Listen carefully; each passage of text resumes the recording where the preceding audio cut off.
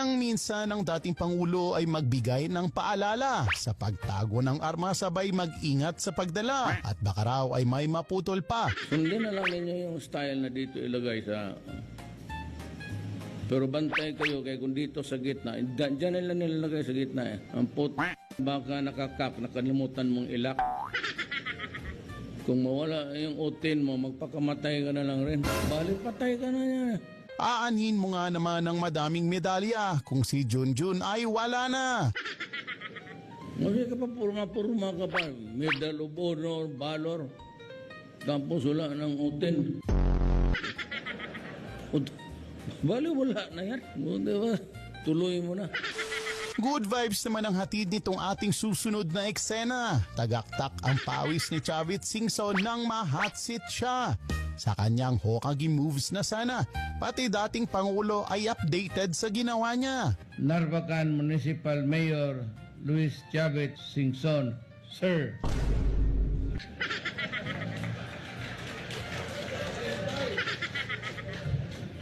Sir, you have my deepest respect. Pero ito si Bong, pinapanood niya yung gimmick mo doon sa... Sabi niya, tignan mo talaga si Chavit. Oh. Sabi ko, huwag mong gawin, baka hindi totoo yan. Totoong patulog-tulog siya, pero... Alam kong muli na.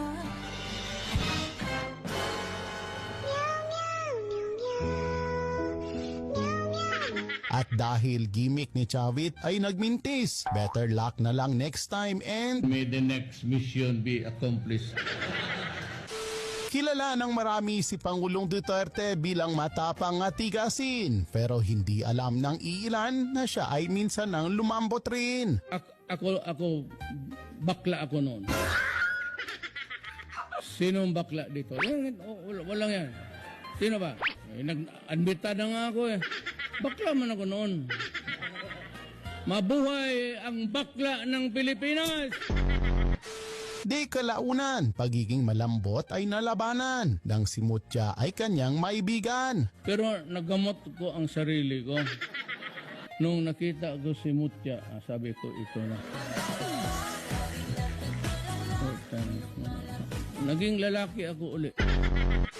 Umandar na naman ang walang prenong banat ng dating Pangulo. Gagawin daw niyang Assistant President si Leni Robredo pag hindi nanalo. Kung hindi siya manalo, sabi ko si Leni Robredo, kung gusto lang nga.